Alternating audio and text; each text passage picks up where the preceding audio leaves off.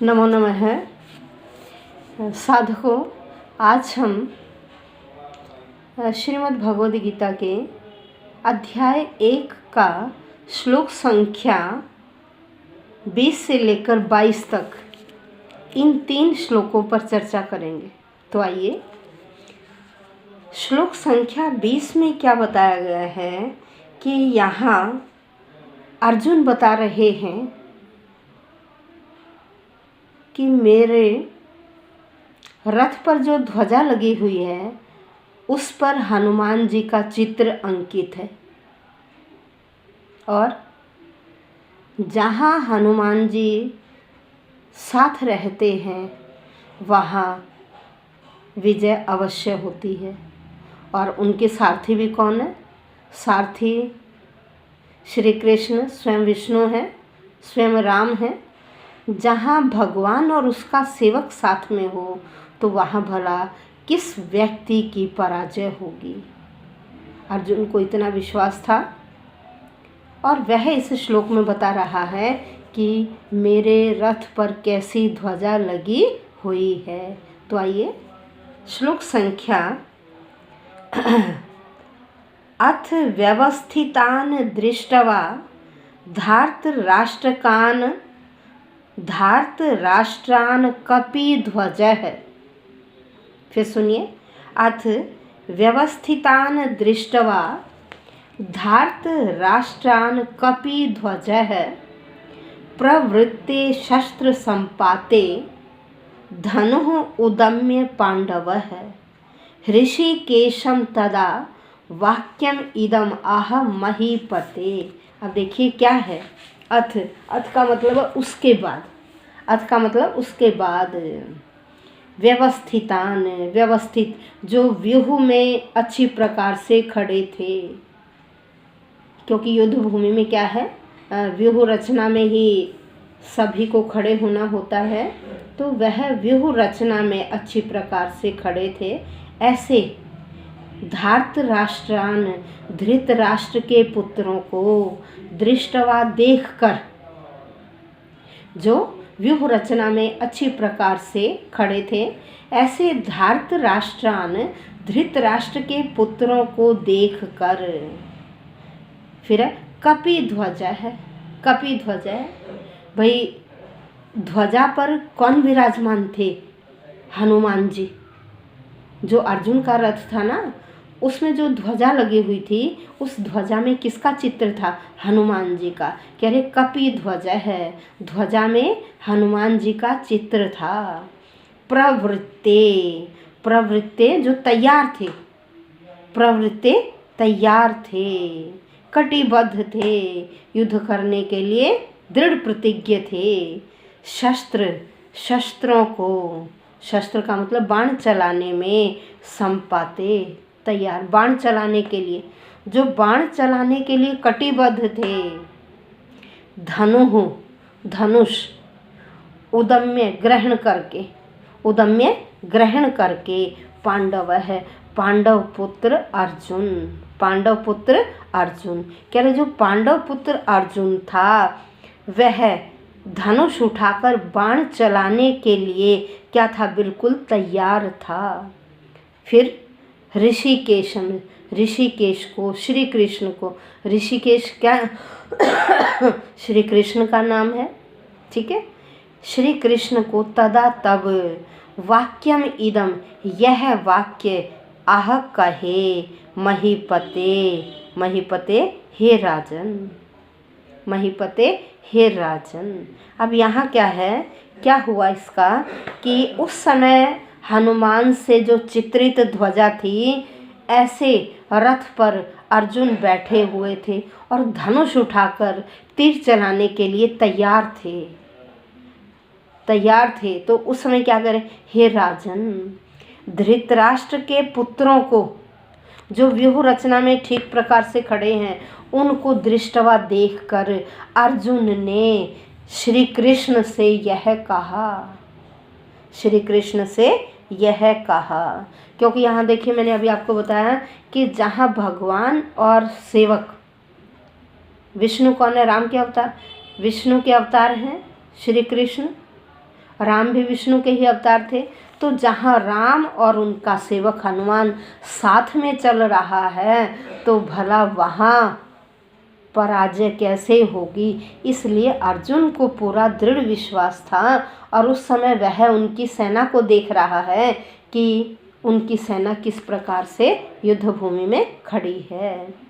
तो अब इससे आगे अगले श्लोक में क्या है, अगले में क्या है, अर्जुन श्री कृष्ण से कहते हैं कि हे श्री कृष्ण, मेरे रथ को दोनों सेनाओं के बीच में ले चलिए, जहाँ जाकर मैं देख सकूं कि मुझे किन किन से युद्ध करना है, मुझे किन किन से युद्ध करना है।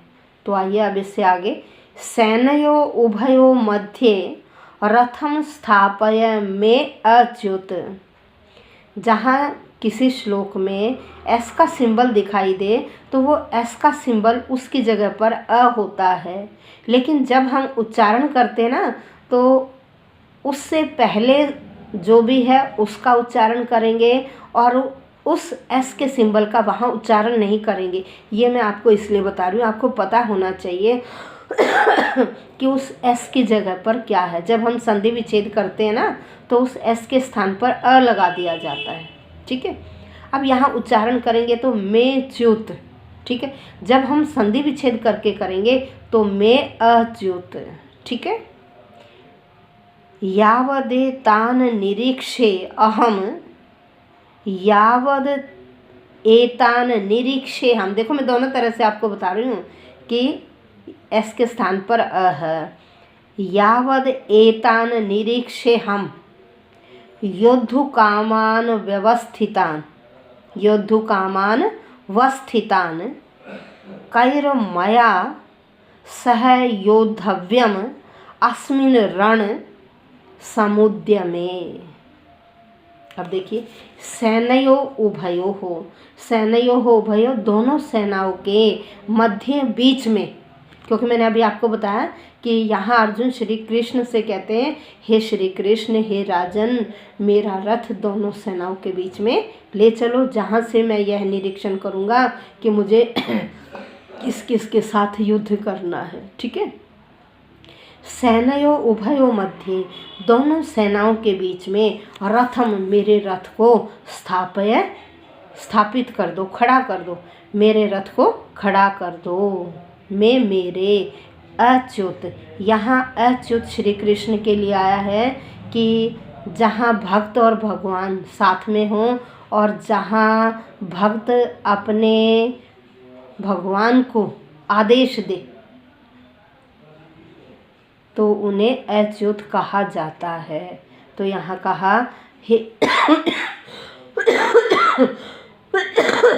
हे अच्युत, मेरे रथ को, हे श्री कृष्ण, मेरे रथ को आप दोनों सेनाओं के बीच में ले चलिए। यावत, जब तक, यावत, जब तक, एतान, इन सब का, निरीक्षे अहम, मैं निरीक्षण कर सकूं। भाई जब तक मैं इनका निरीक्षण कर सकूं, इन्हें मैं देख सकूं। योद्धु कामान, युद्ध की इच्छा रखने वालों को, भाई जो मेरे साथ युद्ध करेंगे उनको मैं देख सकूं। योद्धु कामान, युद्ध की इच्छा रखने वालों को। अवस्थितान, अवस्थितान का मतलब है जो युद्ध भूमि में एकत्रित हुए हैं, जो युद्ध भूमि में युद्ध करने के लिए इकट्ठे हुए हैं, मैं उन सब का निरीक्षण कर सकूं, मैं उन सबको देख सकूं। कई, कई, कई, भाई कौन कौन, किस किस के द्वारा, कई किस किस के द्वारा, किस किस से, किस किस से, मया सह, मेरे साथ, भाई कौन कौन मेरे साथ, योद्धव्यम, युद्ध करेगा, भाई किस किस ने मेरे साथ युद्ध करना है।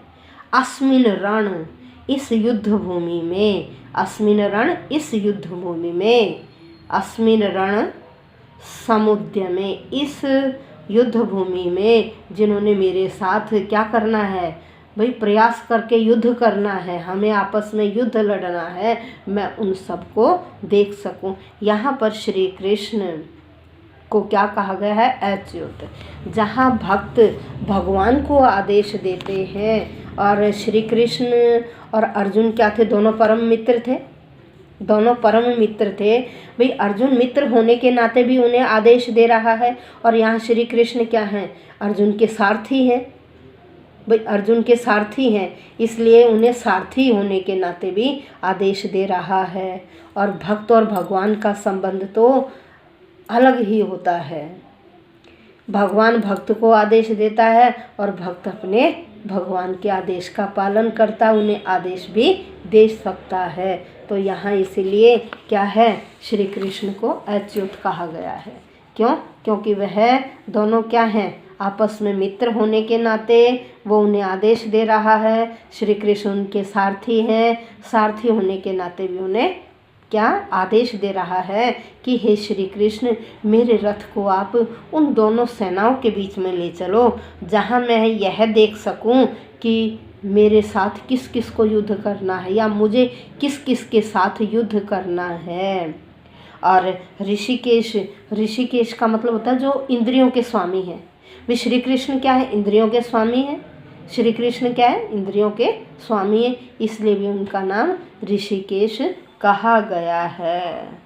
इसलिए हम सभी जानते हैं कि एक आज्ञा देने वाला होता है और दूसरा आज्ञा का पालन करने वाला होता है। भक्त और भगवान का संबंध विशेष होता है। अब यहाँ अर्जुन ये देख रहा है कि किस किस को मेरे साथ युद्ध करना है। युद्ध भूमि में देखिए शांति का प्रयास तो उठता ही नहीं। जब युद्ध भूमि में पहुंच गए तो वहां से पीछे हटने का तो सवाल है ही नहीं। भाई जो पहुंच गया, अब क्या, जो हमारे सामने है हमें उसके साथ युद्ध करना अवश्य है। इसलिए अब अर्जुन यहाँ से पीछे नहीं हट सकते। यह हमने आज 19 से 22 तक के श्लोक में किया। अब इसे आगे अगली में फिर हम 23, 24 और 25 इन 3 श्लोकों पर चर्चा करेंगे। धन्यवाद साधकों।